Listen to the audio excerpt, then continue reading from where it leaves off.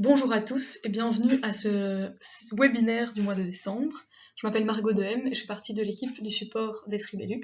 Aujourd'hui, je vais vous parler de l'utilisation des services publics WFS qui peuvent être ajoutés directement à la plateforme ArcGIS. Alors, je vais commencer par vous présenter le sommaire de ce webinaire. Donc, premièrement, on va voir une revue théorique de ce que c'est qu'un service web. Ensuite, on va passer précisément au WFS, donc le Web Feature Service. Et une fois que cette introduction théorique sera faite, on va directement passer à la démo. Alors dans la démo, je vais vous montrer la différence entre un WMS et un WFS. Je vais vous montrer comment on peut ajouter des WFS à ArcGIS Pro et à ArcGIS Online, comment on peut les utiliser. Je vais vous montrer plusieurs façons aussi de les ajouter. Après, on va parler des paramètres des WFS ainsi que de leur version. Et puis, je vais aussi vous montrer comment on peut faire des analyses avec ces services. Une fois que la démo sera faite, on va passer aux liens intéressants. Donc pour ceux qui voudraient approfondir le sujet, je vous présenterai de la documentation intéressante à consulter. Et puis on va terminer par une séance de questions-réponses. Donc je vous invite déjà, tout au long de la présentation, à poser vos questions dans le chat. Et alors je tenterai d'y répondre à la fin de la présentation. Voilà. Alors qu'est-ce que c'est qu'un service web ? En fait, un service web permet aux clients d'utiliser via Internet un service qui est disponible sur un serveur. Donc qu'est-ce qu'on entend par client ici ? C'est typiquement un produit ArcGIS, donc ArcGIS Pro ou ArcGIS Online ou autre, et un service, ça peut être typiquement la fourniture des données ou bien des calculs, donc du géotraitement par exemple. Alors l'avantage de ces services web, c'est qu'ils sont faciles à partager, mais leur désavantage est que les données sont limitées, évidemment. Si vous êtes intéressé, je vous conseille d'aller visionner le webinaire de ma collègue, un webinaire précédent qui traite de l'utilisation des données ouvertes sur la plateforme ArcGIS, qui est assez intéressant et que vous pouvez retrouver sur la chaîne YouTube d'Esri Belux ou sur son site internet. Alors, dans les services web, on trouve généralement deux grandes catégories. Donc, premièrement, on a les services ArcGIS qui suivent les standards de Esri. Et alors, au sein de cette catégorie, on a les services de cartes, on a les services d'entités, donc des feature services, on a les services d'images et encore d'autres. Et puis, la deuxième catégorie, ce sont les services OGC. Donc, OGC, c'est Open Geospatial Consortium. Et donc, c'est un groupement d'organisations qui ont défini des règles, donc des normes internationales pour ces services web. Alors, dans cette catégorie, on trouve les services WMS, donc les Web Map Services, qui sont des cartes géoréférencées. On trouve les services WMTS, donc Web Map Tile Service, et dans ce cas-ci, ce sont des images de cartes qui sont pré-générées. Et puis, celui qui nous intéresse vraiment aujourd'hui, c'est les services WFS, donc c'est les Web Feature Services, où on interroge en fait les entités, donc à un niveau inférieur à celui de la carte. Alors, les Web Feature Services, donc WFS, comme j'ai dit, on a un accès direct à l'information géographique au niveau des entités. Donc, contrairement au WMS, le Web Map Service, on va vraiment visualiser et utiliser les données qui se trouvent derrière la carte. Ceci nous confère certaines possibilités. Donc, on peut modifier les données, on peut enregistrer des tableaux ou des couches d'entités directement dans notre géodatabase. On peut créer une application web ou même un graphique, et on peut aussi faire de l'analyse spatiale. Alors passons à la démo. Donc voilà, je suis dans ArcGIS Pro et j'ai créé un nouveau projet qui s'appelle Webinar Décembre. Et alors, je vais commencer par vous montrer en fait la différence entre un WMS et un WFS. Donc dans ArcGIS Pro, l'ajout des services web se fait ici, donc dans l'onglet Insérer, et en appuyant sur le bouton Connexion. Donc ici, je vois que j'ai la possibilité, entre autres, d'ajouter des services WMS et des services WFS. Donc on va commencer ici par un WMS, et j'ai simplement, dans la barre URL, accolé le lien de mon service WMS, que j'avais déjà copié auparavant. Je clique sur OK, et je vois que la connexion se fait directement ici dans mon catalogue sous les serveurs. Et alors, via un simple clic droit, je peux ajouter le WMS à ma carte. Alors ici, on voit d'ailleurs que c'est un service de l'IGN et il s'agit d'ailleurs d'une simple carte en fait de la Belgique. Et on voit qu'il y a un niveau de taille très important, mais on remarque surtout que en fait, on ne peut pas interroger des données. Donc quand je clique, pas moyen d'interroger les entités séparément. Et en fait, c'est ça la spécificité d'un WMS, c'est que c'est un format d'image, et donc très utile quand on a beaucoup de données. Par contre, du coup, évidemment, les fonctionnalités sont limitées, mais c'est typiquement utilisé comme fond de carte. Alors maintenant, on va rajouter un WFS pour voir la différence. Donc ça se passe évidemment au même endroit, donc sous le bouton connexion, mais ça peut aussi se passer, par exemple, en faisant un clic droit ici sur serveur. Ajouter un WFS. Alors, je vais d'abord aller chercher le lien, donc que j'ai déjà préparé ici. Voilà, ici on a un WFS de Bruxelles Mobilité. Je copie le lien et je vais venir le coller dans la fenêtre pour ajouter mon WFS. Donc l'URL, je colle, j'ajoute. Et je vois qu'il apparaît ici. Alors quand je l'étends, je vois que en fait, j'ai un tas de couches dans mon service WFS. La couche qui va m'intéresser en premier lieu, c'est celle-ci, Vélociste. Donc ce sont les données des magasins de vélo qu'il y a à Bruxelles. Je vais l'ajouter à ma carte par un simple drag and drop. Ça ne fonctionne pas, je vais faire via un clic droit. Et j'ai maintenant des points qui se sont ajoutés sur ma carte. Alors ici la différence avec le WMS, c'est que mes entités sont interrogeables. Donc je peux cliquer sur un des points et j'aurai les informations ici dans un pop-up sur ce magasin de vélo spécifique. Son adresse, son nom, la commune, etc. Si je veux voir toutes ces informations au même endroit, c'est possible dans la table d'attributs. Donc je peux la trouver en faisant un clic droit sur la couche et en ouvrant la table d'attributs. Du coup, ici en bas, je vais agrandir un peu cette table d'attributs. Voilà. Je vois que j'ai 42 magasins de vélo enregistrés dans cette couche, avec de nouveau toutes les informations dont on a déjà parlé, jusque même le numéro de téléphone du vélociste. Je vais maintenant fermer cette table d'attributs, et je vais d'ailleurs aussi supprimer la couche IGN, puisqu'elle est assez volumineuse, il y a beaucoup d'informations, et ça peut ralentir notablement les processus. Alors, qu'est-ce que je peux faire donc avec ma couche WFS? Je peux faire un tas de trucs que je peux faire avec des couches normales. Donc premièrement, pour rendre la visualisation un peu plus agréable, je vais changer la symbologie. Donc ici, en cliquant sur le symbole, je vais ouvrir un panneau ici à droite et je vais trouver un icône plus adapté. Donc ici, j'ai trouvé un icône de vélo.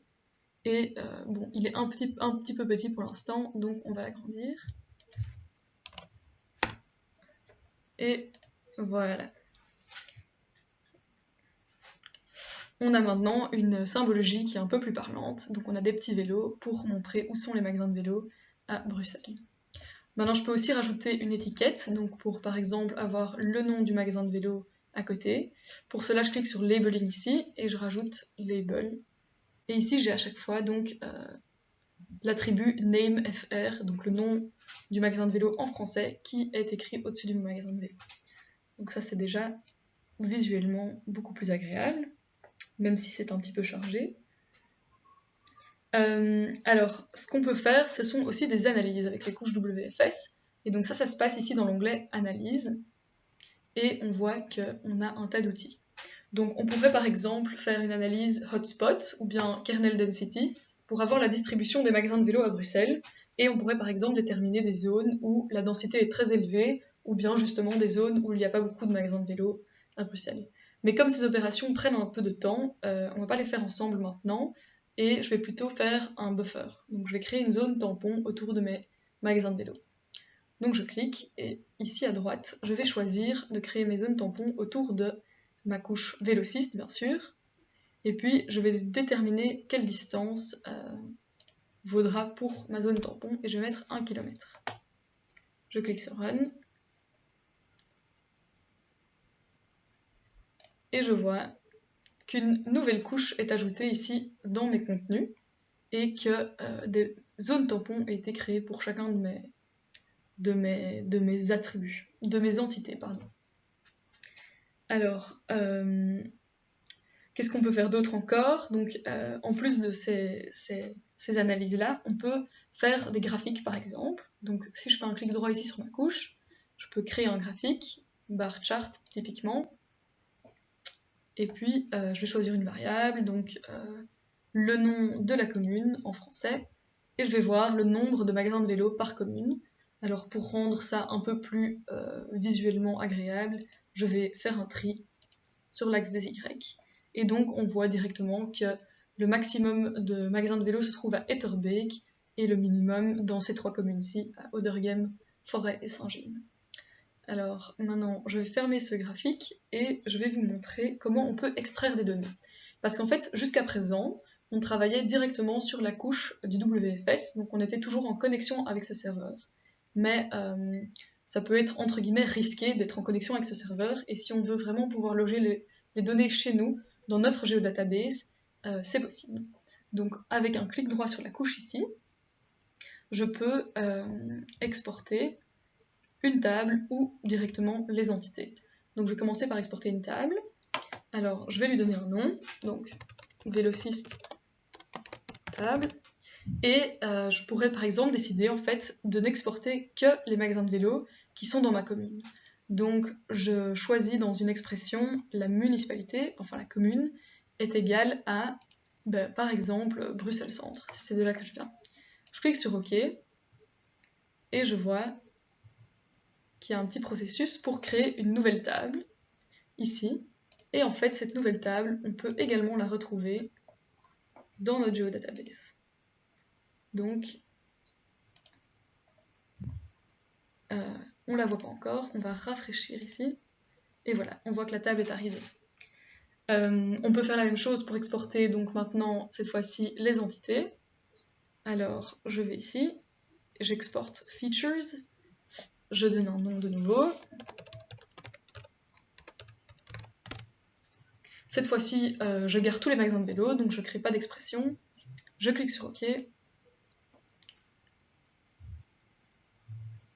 Et je vois qu'une fois de plus, j'ai une nouvelle couche ici dans mes contenus et également dans ma géodatabase. Voilà, elle est arrivée. Et donc là, je peux travailler sur une couche qui est logée chez moi plutôt que de devoir rester en connexion avec le serveur, ce qui peut avoir des avantages. Alors, donc, maintenant, on va regarder une deuxième couche et d'autres fonctionnalités. Donc, je vais choisir la couche des zones 30 ici et je vais l'ajouter à une nouvelle carte. Voilà.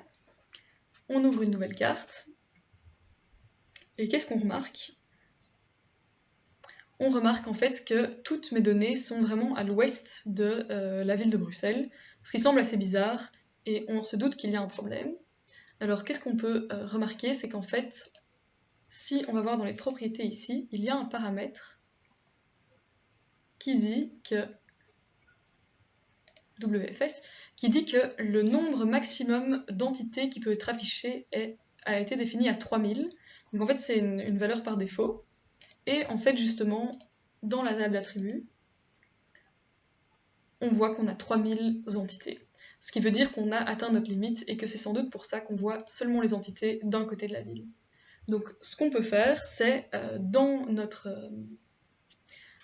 service web ici à droite, on peut aller rajouter un paramètre. Donc dans les propriétés, ici on a les Custom Request Parameters et on va rajouter Max Features et on va définir 50 000. Voilà, je clique sur OK et je vois que, ma couche a été mise à jour quand j'ajoute la nouvelle zone 30 à ma carte. Alors ceci peut mettre en fait du temps puisque évidemment il y a jusqu'à 50 000 entités à ajouter. Donc en attendant je vais vous montrer la source de données, donc du WFS. Donc ici on a le lien du WFS et on a un tas d'informations en fait. Donc déjà, on a une version, on voit que c'est un WFS en version 1.0.0. On a une petite description du WFS, donc c'est une couche de Bruxelles Mobilité. Et puis on a un tas d'informations sur les différentes couches.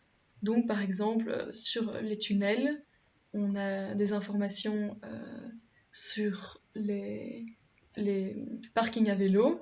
Et puis à chaque fois, on a aussi en fait la référence spatiale, donc ça c'est assez intéressant. On voit qu'on est en EPSG 31370, et ça c'est la référence pour le Lambert 72, le belge Lambert 72. Alors ce qu'on voit aussi tout en haut, c'est qu'il y a Access Constraints None. Donc ça veut dire qu'en fait, le WFS ne met pas de limite au nombre d'entités qui peuvent être affichées en un seul coup. Donc ça c'est déjà important à savoir. Alors je vais retourner dans ArcGIS Pro, et je vois qu'en effet, j'ai pu ajouter beaucoup plus d'entités que ce que j'avais auparavant. Donc je vais désactiver la couche précédente, et on va aller voir dans la table d'attributs combien d'attributs on a. Combien d'entités, pardon. Donc on voit qu'on en a 27 000, donc on est en dessous de la limite de 50 000, et ça veut dire que toutes les entités sont bel et bien affichées ici. Alors, par contre, comme ça a mis un certain temps à charger, on pourrait être intéressé en fait, au moment d'ajouter la WFS, de n'avoir qu'une zone. Donc par exemple, de nouveau, le centre de Bruxelles, si c'était ma zone d'intérêt. Et pour ça, je peux ajouter un paramètre, en fait, donc de nouveau, dans la même fenêtre que celle où je rajoute mon WFS, je peux rajouter un paramètre ici qui s'appelle bbox.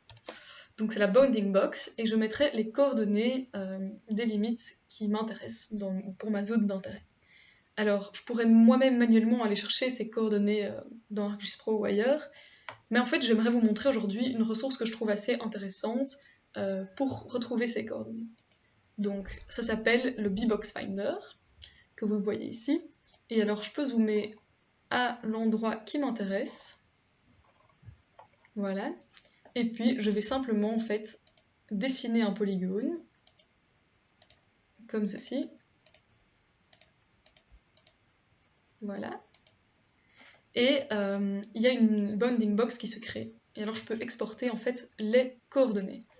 Mais il faut faire attention évidemment de bien utiliser la bonne référence spatiale.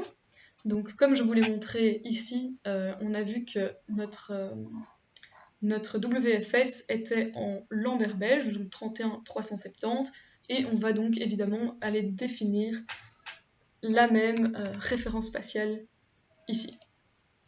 Alors, une fois que c'est défini, on va récupérer les bonnes coordonnées ici en bas. Donc on copie, voilà, et ensuite on colle dans cette case-ci. Voilà, on clique sur OK, et le service WFS est mis à jour. Alors si je rajoute une fois de plus la couche zone 30, je vais d'abord désactiver celle-ci, vous verrez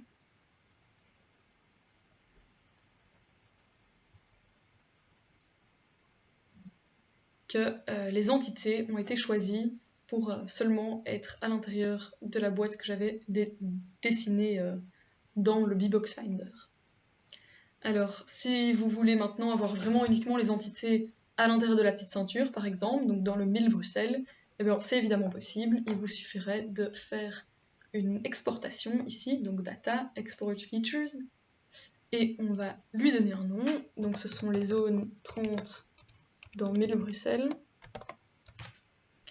Et puis, on va ajouter une expression pour dire qu'on veut uniquement avoir ceux qui sont dans la commune de Bruxelles. On crée donc une nouvelle classe d'entité qu'on retrouve ici en haut à gauche. Et si je désactive celle-ci, je vois bien que, grosso modo, j'ai les entités qui sont à l'intérieur de ce périmètre. Donc voilà plusieurs façons utiles de limiter en fait des zones d'intérêt pour avoir moins d'entités qui sont demandées.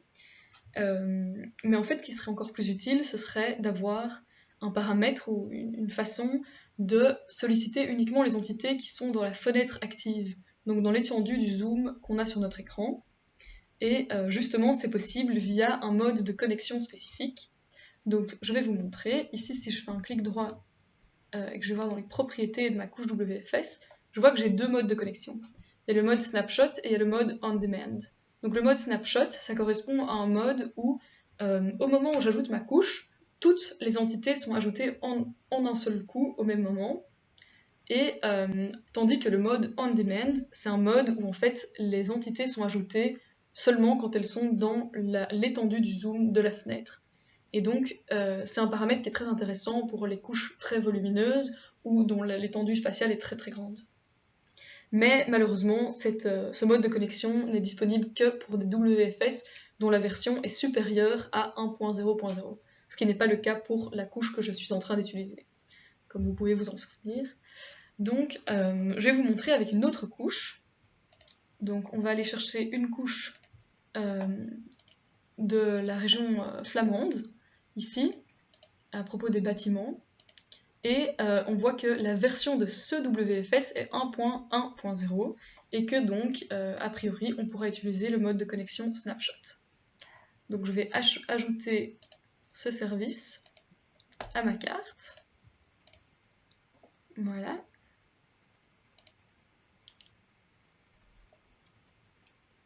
Donc, je vais désactiver cette couche-ci. J'ai mon nouveau service qui est ici, et puis je peux l'ajouter à ma carte. Et je vais aller voir en Flandre ce qui se passe. Donc en fait, je vois que j'ai très peu d'entités qui sont très réparties sur le territoire, tout le territoire. Et en fait, ce qu'on remarque, c'est que de nouveau, on a atteint la limite, en fait. Donc on a de nouveau le maximum des entités qui peuvent être affichées qui est mis à 3000. Et on a un total de 3000 entités dans notre table d'attributs. Donc on pourrait augmenter cette limite, mais donc on peut aussi aller changer le mode de connexion et choisir On Demand. Et donc si je clique sur OK, je vais voir qu'en fait, seulement les entités qui sont dans la fenêtre de zoom qu'on voit actuellement vont être affichées.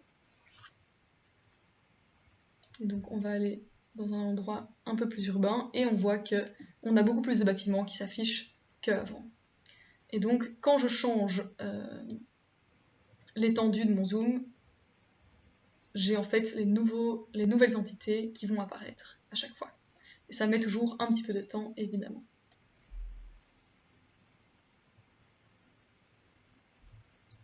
Alors, ce mode de connexion est donc très pratique pour une couche qui a peu de données qui sont très éparpillées, par exemple, ou pour une couche donc, qui est très volumineuse.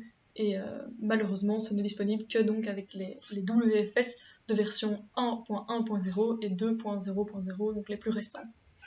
Et ça ne marche pas avec les WFS 1.0.0. Alors là, je vous ai montré donc une façon d'ajouter des WFS, deux façons d'ailleurs, par le bouton connexion ici et par le clic droit ici sur le serveur. Mais il existe en fait encore deux autres façons d'ajouter des WFS qui utilisent des outils de géotraitement. Et donc ces options, ces façons d'ajouter les WFS sont très utiles dans le cas de WFS très complexes. Donc par exemple dans le cas d'un WFS qui suit les réglementations Inspire et d'autres WFS qui sont très volumineux et complexes. Alors le premier outil que je vais vous montrer, donc on va aller dans les outils de géotraitement, c'est l'outil WFS to Feature Class. Voilà. Donc on va aller chercher un WFS. Donc je vais prendre mon WFS de Bruxelles Mobilité. Je copie et je colle. Alors je vois ici que je peux choisir quelle couche en fait j'extrais. Donc pour créer ma classe d'entité. Donc je vais par exemple prendre donc les arrêts collecto. Ici je dois décider où je veux les extraire, donc où je veux les enregistrer. Donc il faut savoir que lorsqu'on a des WFS complexes, on va devoir, donc par exemple, typiquement quand c'est des choses qui suivent les normes INSPIR, donc européennes, on va devoir les sauvegarder dans des dossiers, et puis quand ce sont des WFS normaux, on va pouvoir les mettre dans notre géodatabase. Donc ici, vous voyez notre géodatabase, elle est ici, et sinon, on peut aller chercher un autre, on peut créer un autre dossier. Alors, on donne un nom, bien sûr, on coche cette case-ci si c'est un WSF complexe. On peut de nouveau jouer avec ce paramètre de nombre maximum d'entités, et puis quand on clique sur Run, on va directement créer une classe d'entité, mais je ne vais pas le faire ici. Alors, le deuxième outil dont je voudrais vous parler pour ajouter des WFS avec des outils de géotraitement, c'est Quick Import. Donc, c'est un outil ici qui vous permet d'importer des données grâce à votre extension Data Interoperability. Donc vous avez besoin de cette extension pour pouvoir utiliser cet outil. Et c'est un outil qui date d'ArcMap en fait. Et donc il est assez vieux, mais il est assez performant parce qu'il permet d'utiliser pas mal d'options. Et donc si vous avez un jour des WFS que vous n'arrivez pas à ajouter par les méthodes classiques, je vous conseille d'utiliser et de tester avec Quick Import pour voir si ça fonctionne. Alors voilà, c'est tout pour ArcGIS Pro. On va maintenant passer à ArcGIS Online. Donc comment ajouter des services WFS à ArcGIS Online? Eh bien, on a une première option qui est de d'abord exporter notre... donc par exemple ici, on va partager cette couche avec ArcGIS Online comme web layer. Voilà.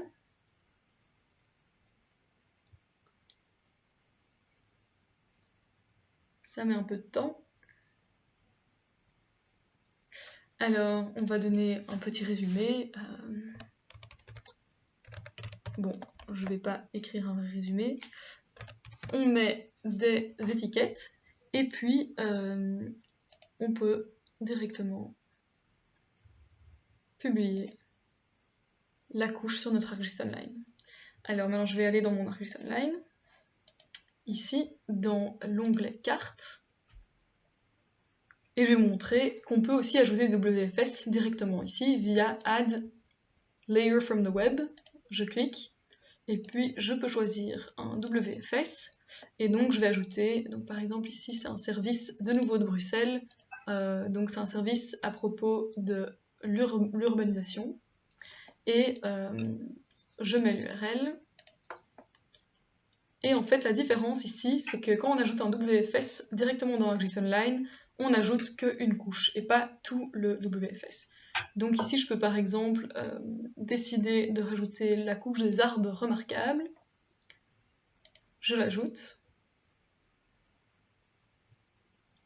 Voilà. Vous voyez qu'il y a des petits points pour tous les arbres remarquables qui ont été enregistrés dans cette couche de données. Et puis je vais ajouter une deuxième couche du même WFS.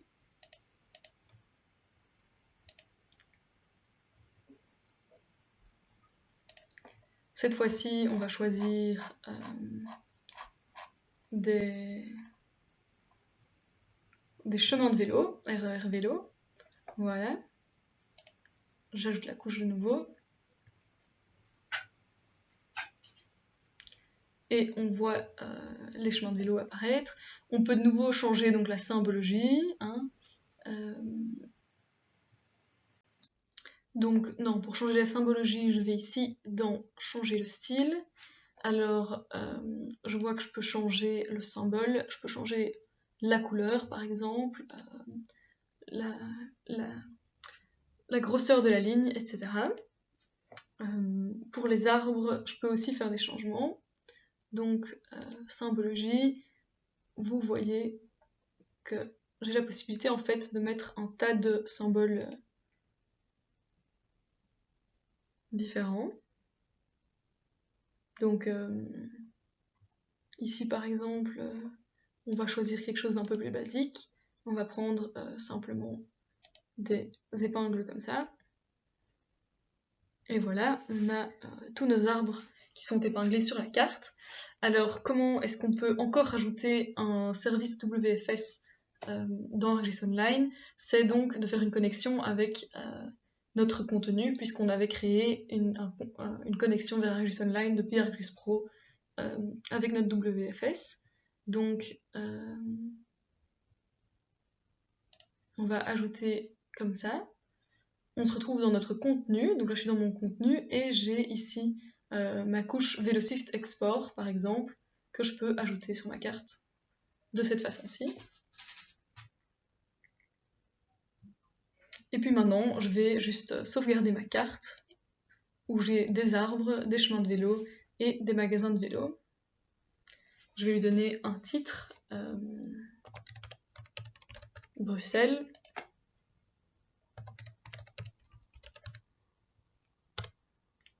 Je lui mets des étiquettes.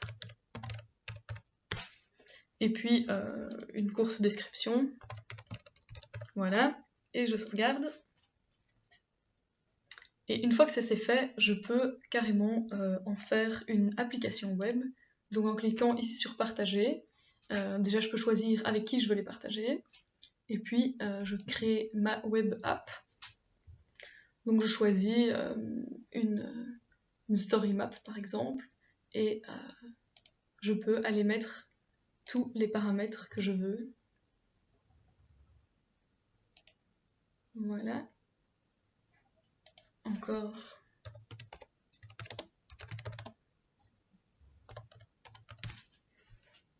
des informations.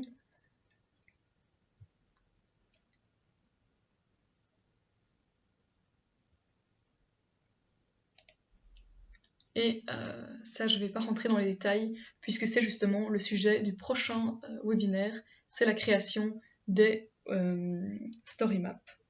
Donc c'est tout. Je vais maintenant retourner à ma présentation. Voilà, alors maintenant je vais vous présenter quelques liens.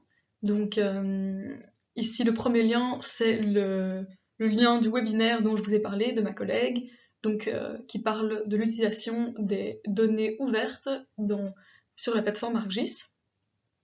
Ensuite le deuxième lien, c'est la Bbox Finder, c'est donc la ressource que j'avais utilisée dans la démo pour trouver les coordonnées des limites de ma zone d'intérêt. Alors ensuite, les trois prochains liens sont vraiment de la documentation pour vous si vous êtes intéressé d'utiliser des WFS. Donc pour le premier lien dans ArcGIS Pro, pour le deuxième dans ArcGIS Online et pour le troisième dans ArcGIS Enterprise. Et puis encore des liens. Donc ici on a le premier lien qui est une source vraiment sur le site d'Esri Belux pour l'utilisation des WFS. Ensuite, on a un lien pour s'il y en a qui sont intéressés de comprendre la structure de l'URL du WFS.